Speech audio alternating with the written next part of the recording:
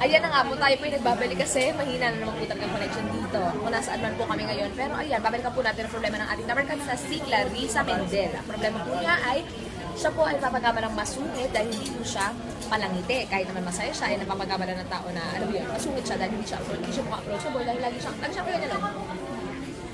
Kahit di minsan masaya siya, ganyan lang.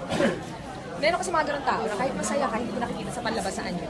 Talagang ganun lang. Tulad nga sabi ko nila, ang tawag na ay resting toothpaste. Resting toothpaste. Ang mga halimbawa sa ganyan ay si Cara Delevingne, ang isang modelo sa Amerika, si Cara Delevingne, actress na ngayon. Ganyan ang show, parang wala siyang ekspresyon. Ganyan lang, pati si Twilight, si Kristen Stewart. Ayun, si Kristen Stewart. Oh, ganyan siya. Masaya, malungkot, naiinis, excited. Ganun lang. Talagang may mga ganyang tao. Pero alam mo, kung ito ang problema, dahil sinabi mo nga na apektuhan na yung trabaho mo. Dahil ikaw isang freelance model, isa lang ang dapat mong gawin. Napakadali lang. Hindi naman mahirap eh. Gumiti ka lang palagi. Ganun. Ano mo yung gantong ngiti? Wag ganon. Hindi, wag ganon. Gumiti ka lang palagi kasi may mga tao talaga na kaya hindi sila lumalapit sa'yo. Hindi naman sa dahil ayaw kanila kausapin o kaya ayaw nila sa'yo. Kasi talaga meron silang impresyon na parang hindi mo sila papansinin, islabin mo o kaya, alam mo yun, parang tingin nila masungit ka, so sungitan mo. So may takot silang gano'n. So dapat mo gawin ay always smile. Ganyan. Ganyan no? Pero sabi, maging fake na smile. Parang alam mo yun, parang hindi mo naman kailangan ulitin ng as in, from ear to ear na. Ano, kumakain ka? Ikaw, na-try mo na bang impression sa'yo ng tao gano'n? Actually, sobrang dami. I get that a lot. Lagi rin sinasabi nila sa akin noon na hindi nila ako makausap kasi mukha daw akong masungit. Kasi ako naman, tahimik lang ako lagi. Naka-earphone, so lagi lang akong resting toothpaste. So, ganyan ako lagi. So, parang yung mga tao, nagkaroon din ng impression sa akin na masungit ako. Although, may bag ka talaga minsan. And then, nagkaroon sila ng ganun impression sa akin, lalo na nung high school ako.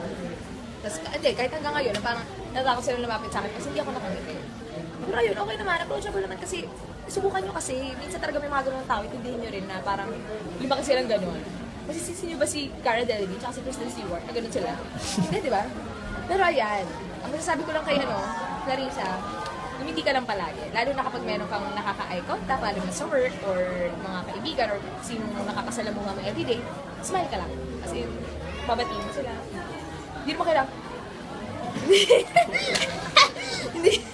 Hindi naman gano'n. Normal lang. Parang, kasi naman, baka naman pag binabati mo sila, ganito. Iniirapan niyo pa. Oo, baka naman may... Ayun talaga matatao talaga sila. Kaya, meron kasi mga taong blanco lang yung mukha. Meron talagang, alam mo yung parang mukhang galit. Meron din naman mukhang happy lang. So, doon tayo sa mukhang happy lang para, alam mo yung good. Paano yung happy lang? Hindi kasi iba yung iba kasi nagagawa ng ngiti, iba yung nagagawa ng ngiti mo sa tao. Parang alam mo yun, nakaka-light ng mood, nakakagaan ng araw, nakakaganda ng araw. So ayun, ano ba naman yung konting, ganun lang. Parang, Ate Main. Sample. Kunwari ako, ikaw kasi di ba, resting toothpaste ka nga. So, Oh, resting toothpaste muna, resting toothpaste. Oh. Ate Main. Hindi ganon, isa pa. Dali, resting toothpaste muna. Resting toothpaste. Ate Main. Ganon. Medyo pa, bebe. Huwag mo naman kasi ito doon ang... At isa pang Ate May. Ate Main. Baka naman kasi ganito ka. Ate Main. Huwag ganon, kailangan may ngiti. Isa pa. Ate Main.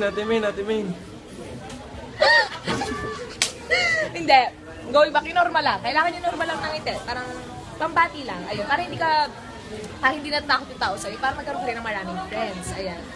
Ayan, sana Arjo Candelaria ay natulungan ka na. Ayan. Hindi para lang ng problema.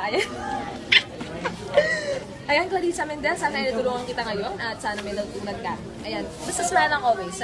Ayan, advice ko sa lahat ng Dapper Restaurant ngayon, start the day with a smile and end it with a smile and a prayer. Ganon!